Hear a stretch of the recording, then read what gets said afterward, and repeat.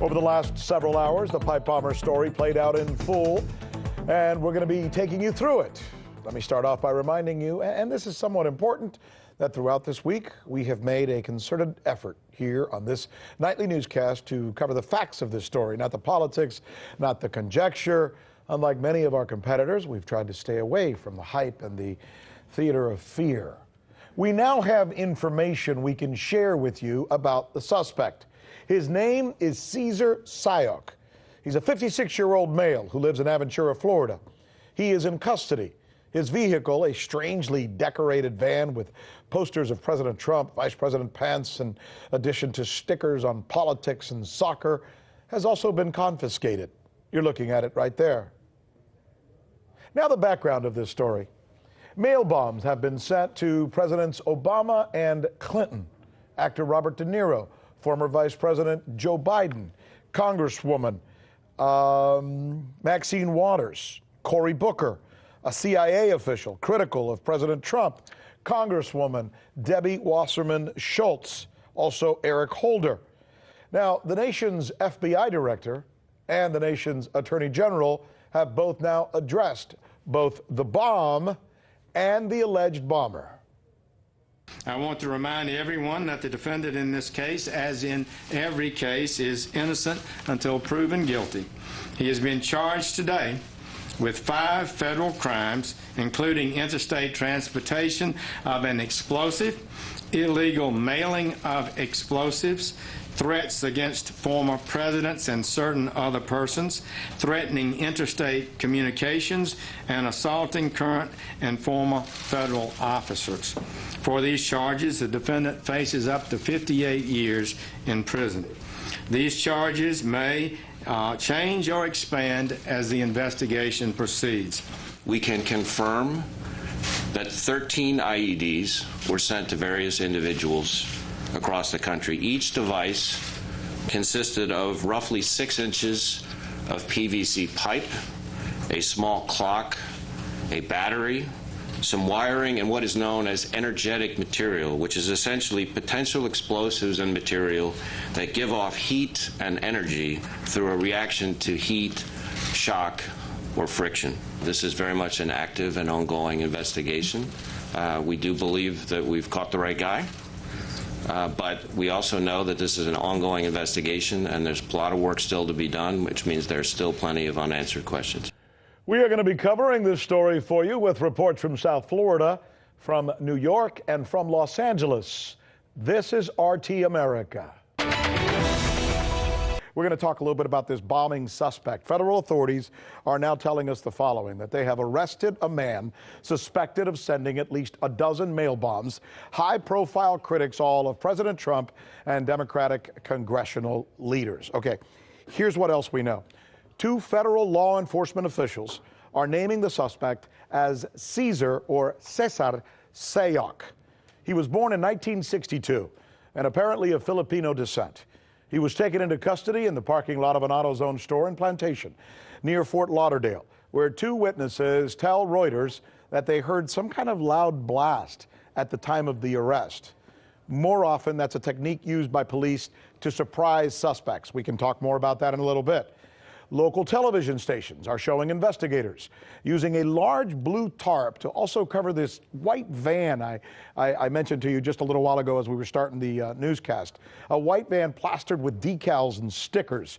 Before removing it, they put it on a flatbed truck and they drove it away. As a matter of fact, we've got some video coming in now of that van. It's interestingly, it's become a part of the story that seems to have garnered a lot of attention, especially when the very first pics out of South Florida started showing this as part of the story before we knew about the suspect himself. Okay, a federal law enforcement official is also saying that more arrests could follow. And another law enforcement source is saying that charges would likely be brought by federal prosecutors in Manhattan. Now, I want to walk over now and introduce you to Brian Andrews. Brian is a longtime correspondent, and he has garnered the confidence, in fact, of many law enforcement officials.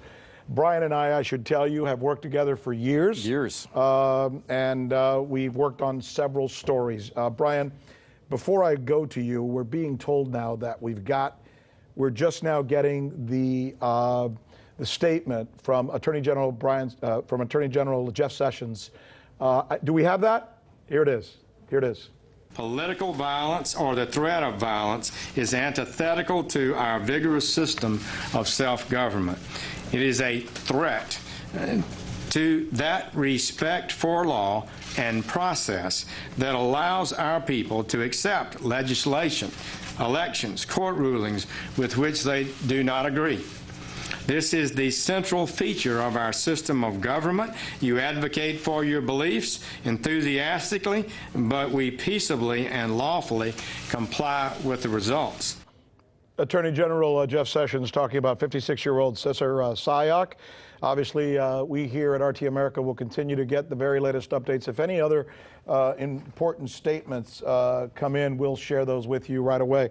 Let's get to Brian Andrews. Brian, I know you've been checking with sources all day. What do we know about this gentleman, 56-year-old Cesar Sayoc? Well, we know he is originally from Brooklyn, but that he spent most of his adult years in North Miami Beach, Aventura, the North Dade part of Miami-Dade County in South Florida. In just speaking with folks who are in the know, apparently he's had a number of run-ins with police and law enforcement. Aventura police have pulled him over for speeding. North Miami Beach police said he was involved in a traffic accident.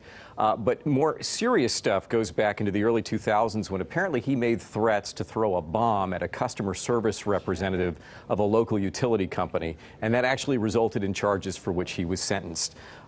He apparently had major financial trouble. Back in 2012, he declared bankruptcy, and in that filing said he was living with his grandmother and had no furniture. He's been a registered Republican in Miami-Dade County since 2012. Now, it's interesting. He was living, because when we first heard this story today, it was all centered on Plantation. Right. Those of you who don't know South Florida, Plantation's in Broward County to the north of Miami. The area where apparently he was arrested is in Aventura, which is Miami-Dade County. Tell us a little bit about that area. Actually, based on what we know, he was taken into custody in Broward County at an auto zone. He was actually there to shop, apparently, what we're hearing from our sources on this. But he lives in Aventura. But he lives in Aventura. Okay. So if you know anything about Miami-Dade County, Aventura is home to what? The Aventura Mall. Every tourist who comes to South Florida visits the mall. Densely populated, lots of high-rise buildings. Lots of high-rises, lots of retirees, and lots of international folks. He apparently lives in a building that's along Miami Gardens Drive, which connects the busy I-95 corridor with the Aventura Mall area. From what we're told, he may have shared that residence with his grandmother. And that's where he was allegedly putting these pipe bombs together? It's not known for sure, but what we do know is that the Joint Terrorism Task Force of the FBI will most likely, along with local authorities, be serving a search warrant on that facility. But I mean, just think for a second, of all of the folks who live in that building, and they're probably going, oh my gosh, that's the guy who lives in Unit XYZ or whatever. And again, densely populated. I mean, what if? What if? What if something had gone off? What if he had blown up the building? The what ifs on this are mind-boggling. We're down to 30 seconds, Brian, but I do want to know, is this going to be handled at the federal level? Are your sources saying that, I know you've talked to a lot of police officers in South Florida, this moves to the federal jurisdiction at this point? I have been told this is strictly being handled by the U.S. Attorney's Office and that he will be held in the custody of the U.S. Marshals at the U.S. Federal Detention Center in downtown Miami. Even though he's picked up in Broward, he's going to be held there because it's the most secure facility. Brian Andrews, thanks so much for helping us. We certainly appreciate your wisdom and your experience covering stories like this. All right, let's do this now. Let's do a national wrap. We have correspondents, as you might expect, covering this story for us from the East Coast to the West Coast. RT correspondent Trinity Chavez is live in New York City, and Brigida Santos is live for us in Los Angeles. Trinity, I would like to begin with you, where most of the mail bombs were received. Where and what is the latest now in New York City? Well, Rick, this is still an ongoing investigation, and authorities are working on finding out if these suspected bombs could actually be detonated. So far, authorities have said that at least one of the 12 packages appeared to be a live explosive device. In fact, number 12 of the suspicious packages was found here today in New York at a post office in Midtown.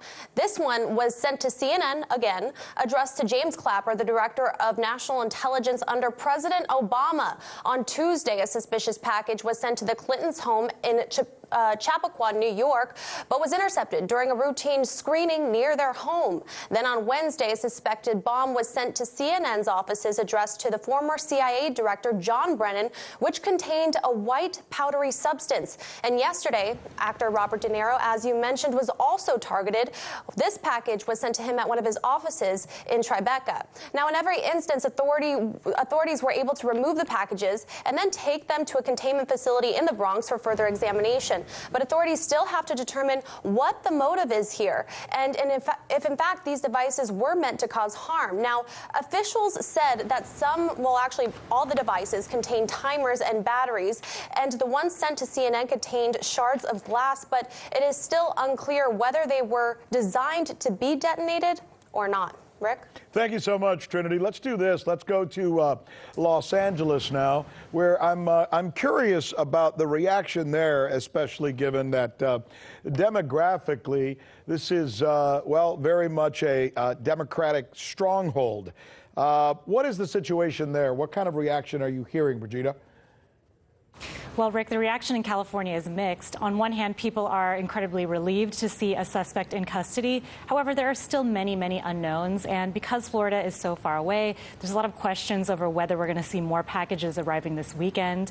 But this morning, police did intercept a suspicious package addressed to Senator Kamala Harris at a mail facility in Sacramento, as well as a suspicious package addressed to Democratic donor and billionaire Tom Steyer.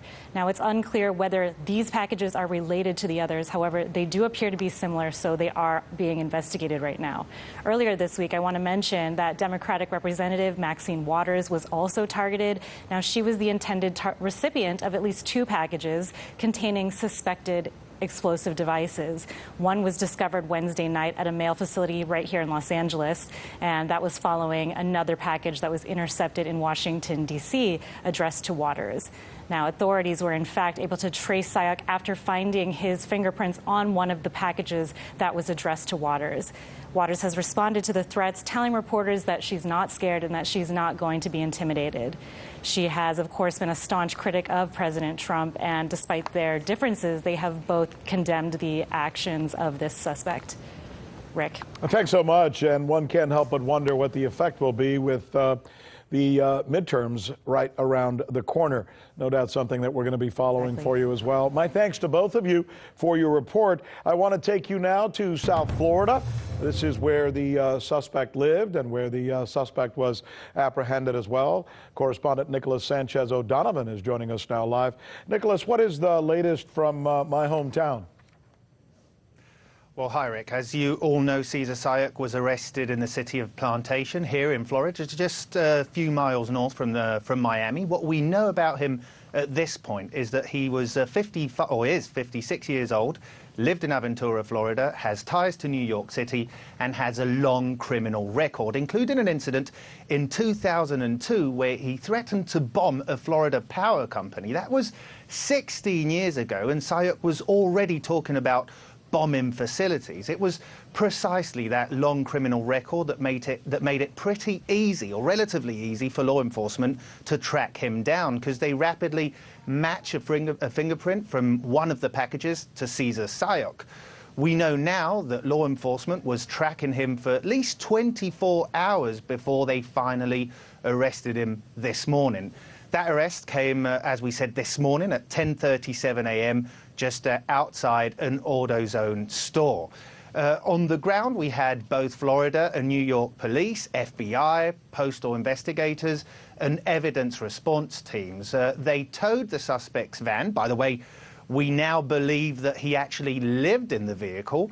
And before they actually covered it up, we could see that the van was covered with multiple political bumper stickers in support of both the President of the United States, Donald Trump, and Vice President Mike Pence, as well as the Republican Party, and also anti-media slogans. So that gives us a very clear picture of the political leanings of Cesar Sayoc. The van is now in an FBI facility here in Miramar, Florida. As for Sayoc, He has been charged, as we said, with 5 federal crimes, including transportation of an explosive, illegal mail-in of explosives, and threats against former presidents and other people. For these charges, he's facing up to 48 years in prison. Investigators will now be searching for more evidence, obviously forensic evidence, such as fibers, hairs, DNA, but it's also electronic evidence that they're looking after. They're looking for very important social media activity, phone records. All of that will clarify both the motive and also if the suspect acted alone.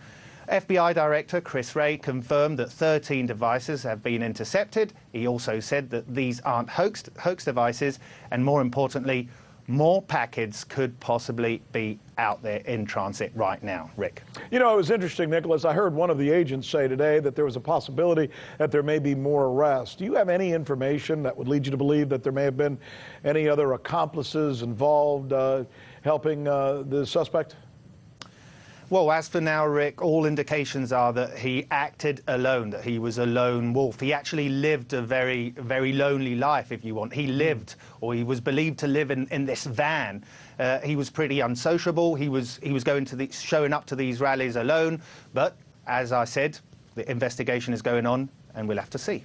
All right, thanks so much, Nicholas. We certainly appreciate that report. Let us know if anything changes. Hey YouTube, thanks for checking out our channel. We hope you enjoyed the video. We have tons of content for you just like this. For more of RT America's one-of-a-kind news and analysis, be sure to subscribe and never stop questioning more.